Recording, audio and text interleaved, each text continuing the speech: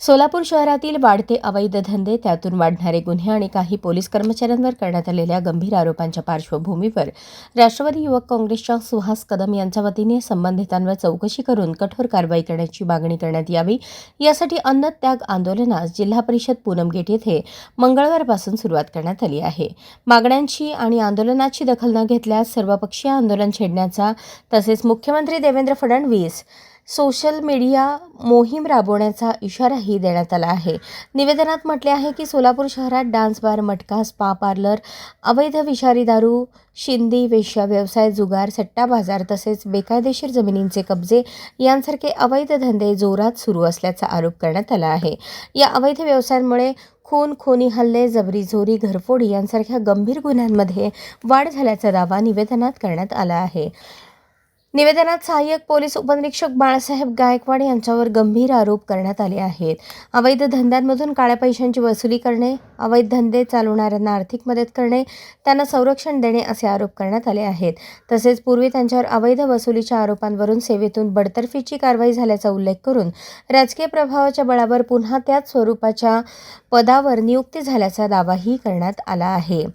याशिवाय बाळासाहेब गायकवाड यांनी मोठ्या प्रमाणात काळा पैसा जमा केल्याचा, तो बांधकाम व्यवसाय आणि सराफ बाजारात गुंतवल्याचा, तसेच आयकर विभागाच्या धाडींचा तपास राजकीय दबावामुळे थांबवण्यात आल्याचाही आरोप निवेदनात करण्यात आला आहे. त्यांच्या चौकशी संदर्भातील कागदपत्रे लाचलुचपत प्रतिबंधक विभाग आणि पोलीस महासंचालक कार्यालयात उपलब्ध असल्याचा दावाही करण्यात आला आहे.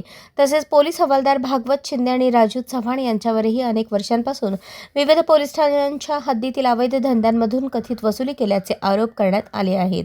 हे दोघेही वरिष्ठ अधिकाऱ्यांवर राजकीय दबाव टाकून कारवाई टाळत असल्याचा आरोप निवेदनात करण्यात आला आहे. तसेच हे कर्मचारी ड्युटीवर असतानाही गणवेशात दिसत नसल्याचा आणि तक्रार अर्जांमध्ये आर्थिक व्यवहार करून प्रकरणे निकाली काढल्याचाही दावा करण्यात आला आहे. निवेदनात पुढे म्हटले आहे की यापूर्वी तत्कालीन पोलीस आयुक्तांनी अशा कथित वसुली करणाऱ्या पोलीस कर्मचाऱ्यांची आंतरजिल्हा बदली करण्याचा प्रस्ताव वरिष्ठांकडे पाठवला होता, मात्र त्यावर पुढील कार्यवाही न झाल्याचा आरोप करण्यात आला आहे. सोलापूर शहराचे पोलीस आयुक्त आणि उपायुक्त यांनी या सर्व आरोपांची सखोल चौकशी करून संबंधितांवर कठोर कारवाई करावी अशी मागणी करण्यात आली आहे. अन्यथा राष्ट्रवादी युवक काँग्रेसच्या वतीने सर्वपक्षीय आंदोलन करण्यात येईल. तसेच सोशल मीडियावर मुख्यमंत्री देवेंद्र फडणवीस मोहिमेद्वारे सोलापूर शहरातील कथित अवैध धंद्यांचे फोटो आणि व्हिडिओ प्रसिद्ध करण्यात येतील असा इशारा निवेदनातून देण्यात आला आहे.